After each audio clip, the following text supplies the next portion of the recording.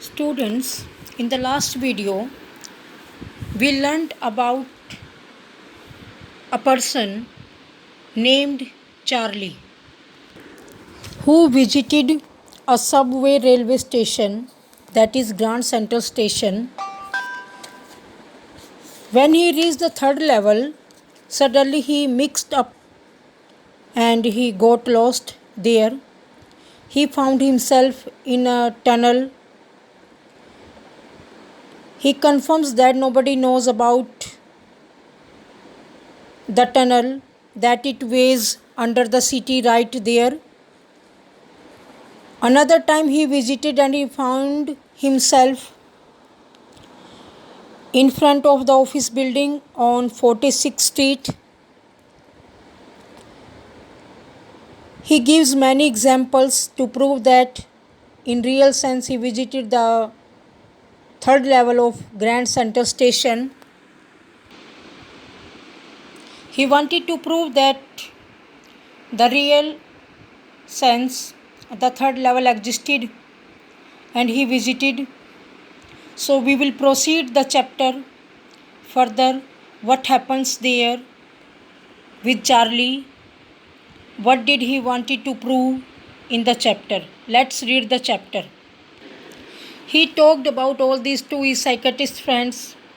He just assured him by saying that it was his wish only that could be fulfilled. He lived in the imagination. But the narrator continued to share his views with the readers. Let's read. The corridor I was in began angling left and slanting downward, and I thought that was wrong. Narrator says that he found himself in a corridor and he started to turn to the left side. He went downward. Suddenly a thought came in his mind that he chose the wrong way. But I kept on walking. But the narrator keep on walking. यहाँ पे narrator कहता है उसे एक corridor मिला जहाँ पे उसने लेफ़्ट में मुड़ना स्टार्ट किया. तब वो नीचे गया स्लैंटिंग स्टेयर्स से और उसे लगा शायद वो गलत रास्ते पे पहुँच गया. बट उसने वो अपना रास्ता उसी रास्ते पर जाना स्टार्ट किया. All I could hear was the empty sounds of my footsteps and I did not pass a soul. Narrator says that he could hear only the single sound, that was his footstep sound, and he didn't even see a single person. Narrator कहता है उसे बस एक आवाज़ सुनाई दी जो उसके खुद के पैरों की आवाज़ थी और उसे वहाँ पर कोई भी एक भी सिंगल सोल मीन एक सिंगल पर्सन तक दिखाई नहीं दिया. There was no one in that place. Then I heard that sort of hollow roar ahead. तब उसे कुछ आगे roaring sound सुनाई दी. That means open space. इसका मतलब था कि वहाँ से आगे कुछ open space वाला एरिया है. And there he found that people were talking. कुछ लोग वहाँ पे बातें कर रहे हैं. The tunnel turned sharp left. जिस टनल में नरेटर घुसा था वो एकदम से लेफ़्ट साइड मुड़ी. And I went down a short flight of stairs और तभी वो स्टेयर से गया and came out on the third level at Grand Central Station. उस टनल के बाहर वो जैसे ही वहाँ से निकला उसने खुद को ग्रैंड सेंट्रल स्टेशन के थर्ड लेवल पर पाया. For just a moment I thought I was back on the second level. Suddenly he came to know that he was on the same place. He was at the second level. But there was no doubt that he reached at the third level at Grand Central Station. एक बार उसके दिमाग में आता है कि वो grand central station के second level पे ही है. बट तभी उसके दिमाग में हुआ that in real sense he was on the third level at Grand Central Station. I saw the room was smaller. He looked around. When he reached there, he saw the rooms were very small. There were fewer ticket windows and train gates, and the information booth in the center was wood and old looking. When he saw there, he found that there were the rooms which were very smaller.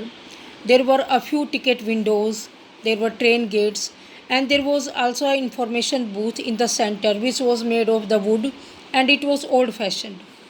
Narrator आपको कहता है कि जब वो वहाँ पे पहुँचा, जब उसने अपने आप को पाया कि वो ग्रैंड सेंट्रल स्टेशन के थर्ड लेवल पे है, उसे कुछ डिफरेंट थिंग्स दिखाई दी। उसे वहाँ पे कुछ रूम्स दिखाई दिए जो बहुत छोटे थे, टिकट विंडोज़ दिखाई दी, ट्रेन गेट्स दिखाई दिया, एक सेंटर में इंफॉर्मेशन बूथ था जो वुड फ्रेम से बना हुआ था और वो बहुत ज़्यादा ओल्ड लुकिंग था, बहुत ज़्यादा पुराना था। And the man in the booth wore a green eye shade and long black sleeves. जो बूथ में आदमी बैठा हुआ था उसने ग्रीन आई शेड और लॉन्ग ब्लैक स्लीव्स पहने हुए थे to protect himself. The lights were dim and sort of flickering. वहाँ पे जो लाइट थी वो डिम थी और समटाइम्स इट आल्सो फ्लिकर्ड, और कई बार वो टिमटिमा भी रही थी। देन आई सा why they were open flames gas lights. तब उसने देखा कि वो तो ओपन में गैस लाइट्स लगी हुई थी जिसकी वजह से फ्लेम्स निकल रही थी और वहाँ पे हल्की रोशनी थी। There were brass spittoons on the floor. वहाँ पे फर्श पर स्पिट टोन्स रखे हुए थे which were made of brass, पीतल के थूकदान वो रखे हुए थे। And across the station a glint of light caught my eyes. और स्टेशन के दूसरी तरफ मेरी आँखें पर एक रोशनी पड़ी। A man was pulling a gold watch from his vest pocket. जो उसके सामने एक हल्की सी रोशनी आई थी, वो देखता है कि एक आदमी अपनी पॉकेट से गोल्डन वॉच निकाल रहा है। He snapped open the cover, glanced at his watch and frowned. उसने कवर ओपन किया, वॉच की ओर देखा एंड फ्रॉन्ट, और लगा कुछ थोड़ा सा गुस्से में है। He wore a derby hat, a black 4-button suit with teeny lapels, and he had a big black handlebar moustache. उसने एक डर्बी हैट पहना हुआ था, एक ब्लैक कलर का सूट पहना हुआ था जिसमें 4 बटन्स लगे हुए थे और बटन्स पे छोटा सा लेबल लगा हुआ था। उसकी बड़ी बड़ी, उसने देखा कि भाई काफ़ी बड़ा था, उसके जो मूछें थी हैंडल की तरह घुमावदार, जिसको हम कहेंगे बड़ी बड़ी काली मूछें थी। Then I looked around and saw that everyone in the station was dressed like 1890 something. तब उसने चारों तरफ देखा और लगा जो हर कोई, everyone who was there, they belonged to the 1819th century. He found a man who was big, having big muchas like handles. He was wearing a derby hat, but the narrator's appearance was looking different. And he found that everyone who was there, that was the different from him. They were wearing a different dress. I never saw so many beards, sideburns and fancy moustaches in my life. मैंने कभी भी इतनी लंबी दाढ़ी वाले persons, बड़ी बड़ी मूछें वाले, फैंसी मूछें वाले अपनी लाइफ में कभी नहीं देखे थे। A woman walked in through the train gate. तभी उसे एक लेडी ट्रेन के गेट से आती हुई नज़र आई। She wore a dress with leg of mutton sleeves and skirts to the top of her high button shoes. उसने ड्रेस पहना हुआ था विद मटन स्लीव्स और हाई शूज़ पहने हुए थे, high button shoes. Back of her out on the tracks I caught a glimpses of a locomotive.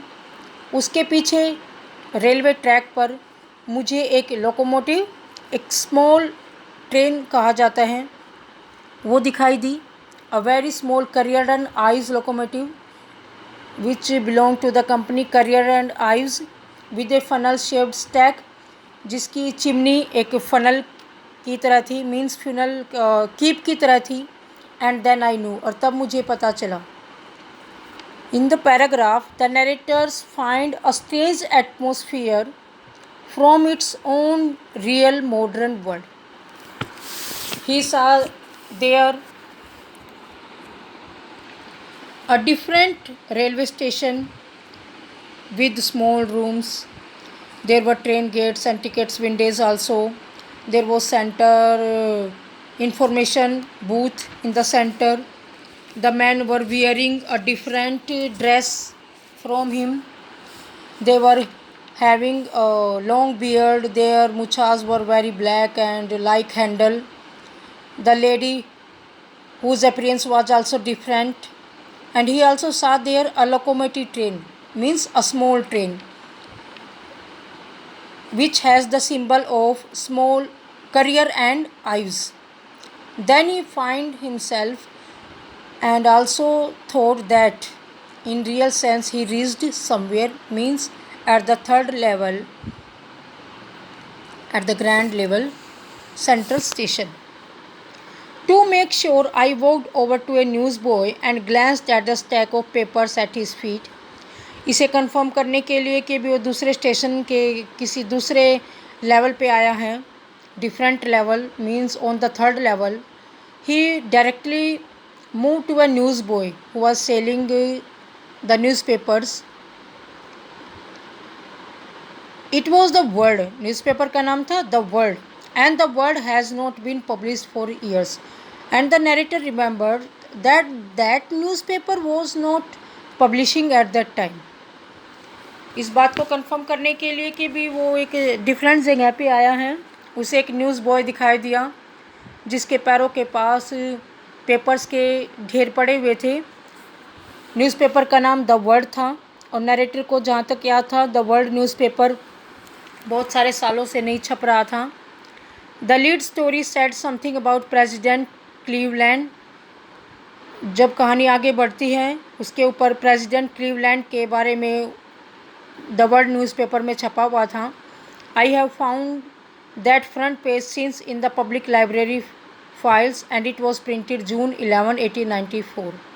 अब narrator दोबारा से अपने मॉडर्न वर्ल्ड में आता है और कहता है कि मैंने इसके बारे में पब्लिक लाइब्रेरी में कोशिश की थी फाइंड आउट करने के लिए, और ये न्यूज़पेपर 11th 1894 में प्रिंट होता था. अब नरेटर दोबारा से अपनी थर्ड लेवल वाली बात आपके साथ शेयर करेगा. I turn toward the ticket windows knowing that there. तभी मैं टिकट विंडो के पास गया, उसकी तरफ मुड़ा. On the third level at the grand center station I could buy tickets and that would take Louisa and me anywhere in the United States we wanted to go. Narrator को लगा कि भी वो टिकट्स खरीद सकता है और वो अपनी वाइफ को यूनाइटेड स्टेट की किसी भी जगह पर ले जा सकता था जहां वो जाना चाहें इन द ईयर 1894 में. And I wanted 2 tickets to Galesburg Illinois. और नरेटर गेल्सबर्ग जाना चाहता था, इलिनॉइस जगह पे अपनी वाइफ के साथ. It means now the narrator shared that when he went to the ticket window, he found that there he could buy the tickets and he could go anywhere in the United States if he purchased something from there. Have you ever been there? क्या आप कभी Galesburg गए हैं? Narrator आप सभी reader से पूछता है. It is a wonderful town still. ये अभी भी एक वंडरफुल टाउन है with big old frames houses, huge lawns and tremendous trees whose branches meet over head and roofs of the streets. जहाँ पे पुराने टाइप के घर बने हुए हैं जिन घरों के लॉन्स बहुत बड़े हैं और गलियों में ट्रीज़ बहुत बड़े बड़े हैं, लॉन्ग ट्रीज़ हैं जिनकी ब्रांचेज आपको पूरी गली के अंदर फैली हुई मिलेंगी और आप आपस में जो ट्रीज़ की ब्रांचें उस तरीके से मिली हुई होती है जैसे कि उन्होंने गली के ऊपर एक छत बना रखी हो. And in 1894 summer evenings were twice as long. 1894 की जहाँ तक बात है उस टाइम पर गर्मियाँ आज की बजाय काफ़ी लंबी हुआ करती थी, मीन्स ट्वाइस होती थी। And people set out on their lawns, इसीलिए पीपल अपना टाइम स्पेंड करने के लिए बाहर लॉन्स में बैठते थे। The man smoking cigars and talking quietly, people use to smoke cigars there and they use to talk with each other. There was very peaceful atmosphere at that time in 1894. The women waving palm leaf fans with the fireflies all around in a peaceful world. That world was so peaceful. Peaceful. The women, they used to wave palm leaf fans to get rid of the hotness, and there were fireflies all around. But overall, the world was so peaceful. To be back there with the first world war still 20 years off, अगर हम वहाँ से पीछे आने की बात करें तो फर्स्ट वर्ल्ड वार लगभग 20 साल पीछे जाता है। And second world war was over 40 years in the future. और फ्यूचर की बात करें अगर सेकेंड वर्ल्ड वार की 18th सेंचुरी के बाद, तो 40 ईयर्स के बाद आएगा। I wanted two tickets for that. और नरेटर कहता है कि भी मैंने डिसाइड कर लिया, अब मुझे 2 टिकट्स चाहिए to visit Galesburg with his wife. So the narrator went to ticket window and he asked the clerk. The clerk figured the fare. He glanced at my fancy hatband, but he figured the fare and I had enough for 2 coaches tickets. Clerk ने calculation किया किराए का और लगातार वो मेरी fancy जो headband मैंने पहना हुआ था उसको घूर रहा था। ही फिगर्ड द फेयर, उसने फेयर का कैलकुलेट किया। And I had enough for 2 coach ticket, जहाँ तक नरेटर का मानना है उसे लगा कि भी 2 पर्सनस के लिए उसके पास सफिशिएंट पैसा है। वन वे, कम से कम एक तरफ जाने का तो उसके पास सफिशिएंट मनी है, तो वो आसानी से टिकट पर बाय कर सकता है, ख़रीद सकता है। But when I counted out the money, लेकिन जब नरेटर मनी काउंट करता है एंड लुकड अप, देखता है, the clerk was staring at me, मैंने देखा क्लर्क मुझे लगातार घूर रहा था। ही नोडेड एट द बिल्स, जो पैसे मैंने दिए वो उसको उसके लिए सिर हिला रहा था, means he was refusing to accept that money. These are not money mister, ये पैसे नहीं हैं miss, that currency didn't belong to this time, he said. And if you are trying to skin me, skin means to cheat, अगर तुम मुझे धोखा देने की कोशिश कर रहे हो, you want get very far, तो तुम मुझसे दूर भागकर यहाँ से बच नहीं निकल सकते। And he glanced at the cash drawer beside him, और उसके पास जो कैश का ड्रॉर था उसको देखता है। Of course the money was old style bills, money पुराने करेंसी की थी। Half again as big as the money we use nowadays, आजकल जितना जो हम पैसा यूज़ करते हैं उससे half, and different looking. I turned away and got out fast, मैं वहाँ से मुड़ा और जल्दी वहाँ से निकला। There is nothing nice about jail even in 1894, आज की बात हो या 1894 की बात हो, जेल जाना अच्छा नहीं लगता, मीन्स जेल जाने से बेहतर है वहाँ से निकल लेना। Now the narrator experienced that what happened with him when he wanted to buy the tickets. So he went to the ticket window. He found there was the currency, different currency was using at that time, and the clerk also warned him not to cheat him, and he wanted to warn him by saying that if he wanted to cheat him that he would send him jail, and the narrator accepted that it was not good to be sent in the jail, it would be better for him if he would run away from there. Now read. And that was that. I left the same way I came, I suppose. और तब जिस रास्ते से narrator गया था उसका मानना है वो उसी रास्ते से वापस आया। Next day during lunch hour I drew $300 out of the bank. Narrator आपको बताता है कि भी अब वो अपने प्रेजेंट टाइम्स में है, अब वो 20th सेंचुरी में है, 18th सेंचुरी की बात नहीं कर रहा है। अब उस अगले दिन जैसे ही वो लंच टाइम हुआ तब वो $300 उसने बैंक से निकाले जितना उसके पास था, और उसने बोट ओल्ड स्टाइल करेंसी को ख़रीदा। You can by old money at almost any coin dealers. आप किसी भी कॉइन डीलर से पुराने टाइम की मनी पैसा खरीद सकते हो, बट यू हैव टू पे ए प्रीमियम, लेकिन आप उसको इसके लिए प्रीमियम भरना पड़ता है। माई $300 boat less than 200 in old style bills. उसने $300 पे करके 200 से भी कम पुराने स्टाइल का पैसा लिया। बट आई डिडंट केयर, लेकिन इससे कोई फ़र्क नहीं पड़ता। एग्स वर 13 सेंट्स ए डज़न इन 1894। पेट भरने के लिए वहाँ पे एग्स की जो कॉस्ट है वो कम है, वहाँ पे 13 सेंट में मिल जाते हैं। It means he satisfied him with 200 rupees bye paying $300।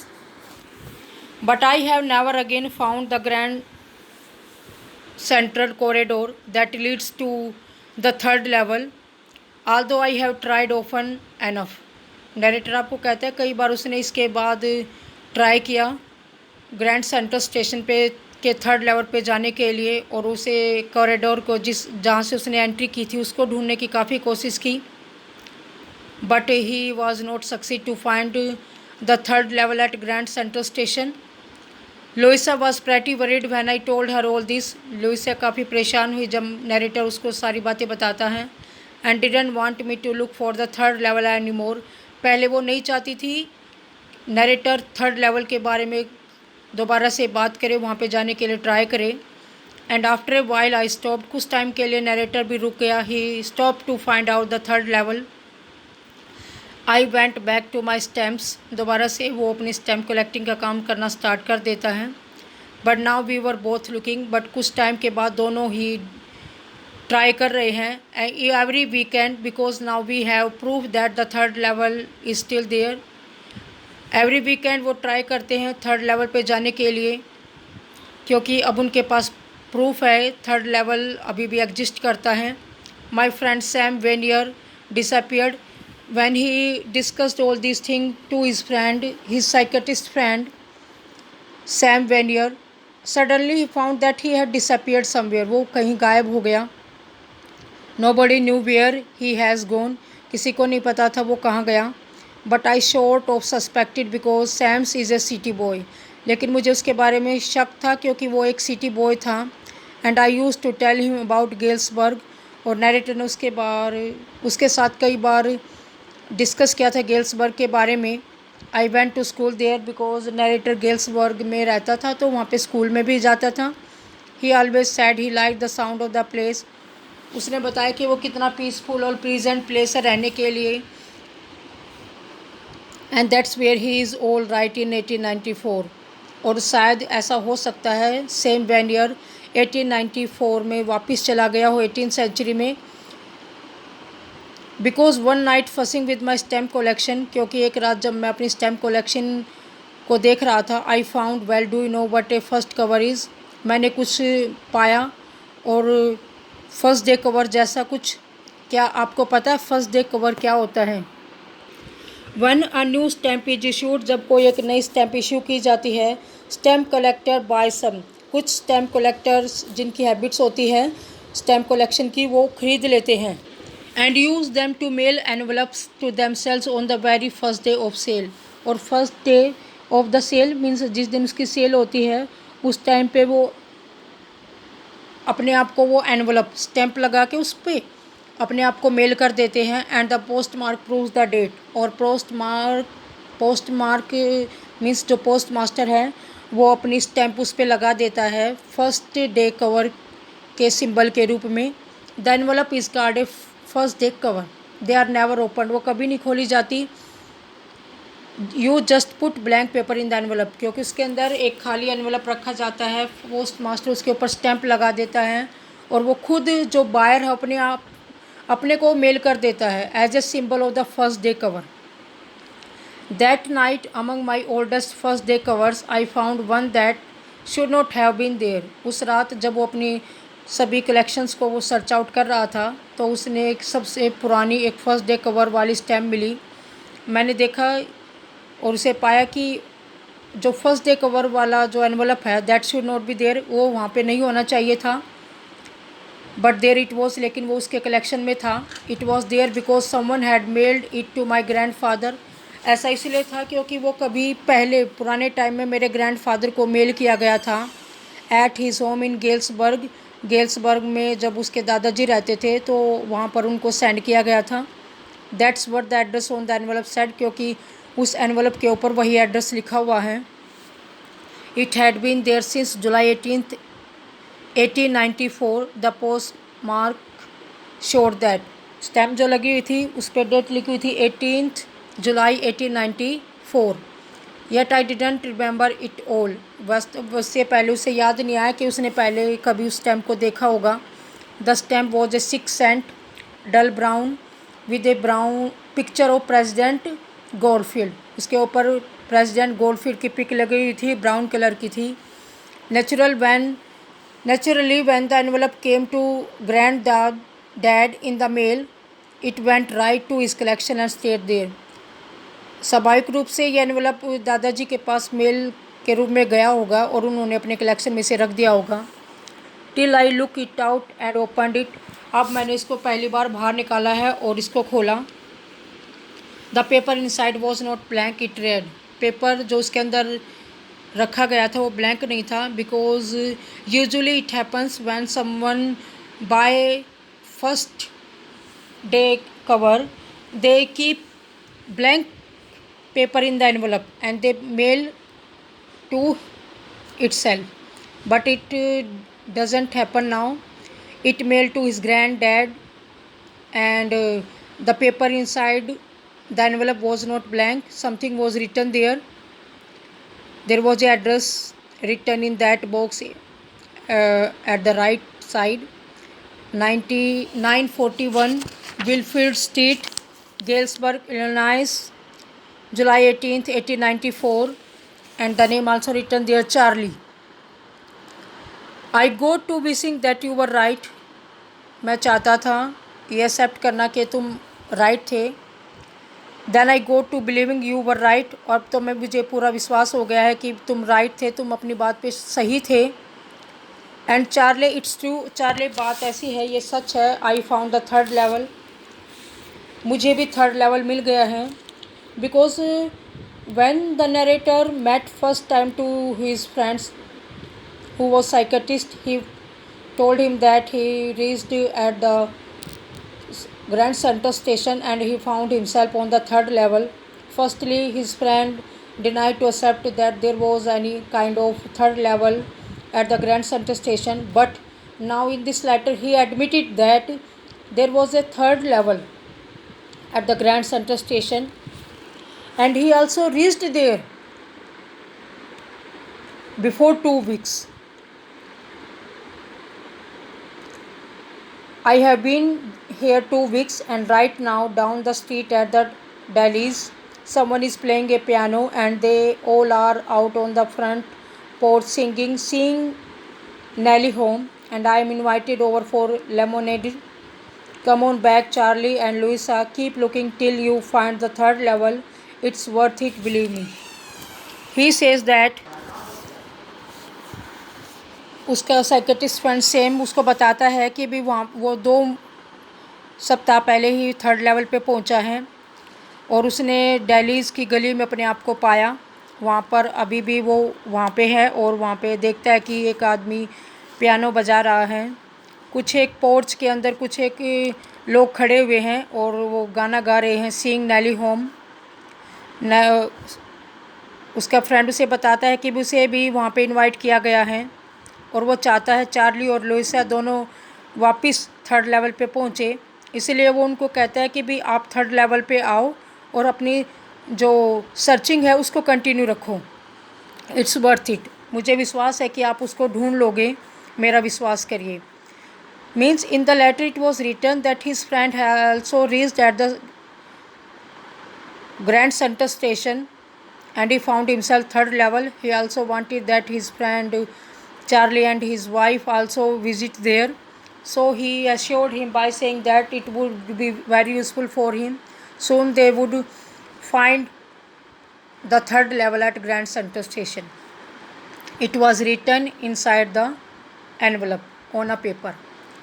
The note is signed same, और जो एनवलप पे लिखा गया था उस पर नाम लिखा गया Sam, means it was sent by Sam. At the stamp and coin store I go, I found out that Sam boat $800 worth of old style currency. जब वो ओल्ड स्टाइल करेंसी वाली शॉप पे गया तो उसने देखा कि भाई उसके फ्रेंड सैम ने $800 की पुरानी करेंसी खरीदी है. That ought to set him up in a nice little hay. उसकी इच्छा थी कि भी वो एक हे का बिजनेस करे, फीड एंड ग्रेन बिजनेस, मतलब जो घास फूस है फीड करवाने वाला है, ग्रेन अनाज, उसका बिजनेस करेगा. ही always said that what he really wish he could do. उसने मुझे हमेशा कहा था कि वो ऐसा बिजनेस करना चाहता है. And he certainly can't go back to his old business, क्योंकि जो उसका पुराना बिजनेस था, जैसे वो साइकेट्रिस्ट का काम था, तो वो 18th सेंचुरी में तो कर नहीं सकता था. इसीलिए उसने डिसाइड किया कि भी वो हे का घास फूस चारे वाला बिजनेस करेगा. Because now he got himself on the third level at grand central station, means in 18th century he found himself. So narrator को लगा कि भी अगर वो 18th सेंचुरी में पहुंच गया तो जैसे उसकी इच्छा थी वो वहीं पे रह के अपना बिजनेस करेगा हे का, क्योंकि वो अपना पुराना बिजनेस एज ए साइकेट्रिस्ट वो कर नहीं सकता था. Because that was the country where he lived and it was the time of 20th century. Not in Galesburg Illinois in 1894 his old business why Sam was my psychiatrist. और narrator को अफसोस है कि उसका फ्रेंड साइकेट्रिस्ट क्यों था, because वो तो कभी से ही हे का बिजनेस करना चाहता था. The chapter ends up here. We found in the chapter that there was 2 levels at the Grand Central Station which were located in the present time. Means the narrator talks about 20th century, that there were only 2 levels of Grand Central Station. But when he found himself in 18th century, he found that there are also third level that existed in 1890. Charlie and his wife lived in present time, but they rushed to get old currency to buy tickets to go to Galesburg of 1894. Next, we find out in the chapter that the old architects of the platform was there, and it was different from the modern. He found the world newspaper dated June 11, 1984. Means it was totally different from the Charlie's time. In the last, he also found a letter which was mailed to his grandfather that was written on 19th July 1894, and it also highlights that there was interchange of time and space. यहाँ पे time और space का interchange किया गया है for both Charlie's and his friend Sam.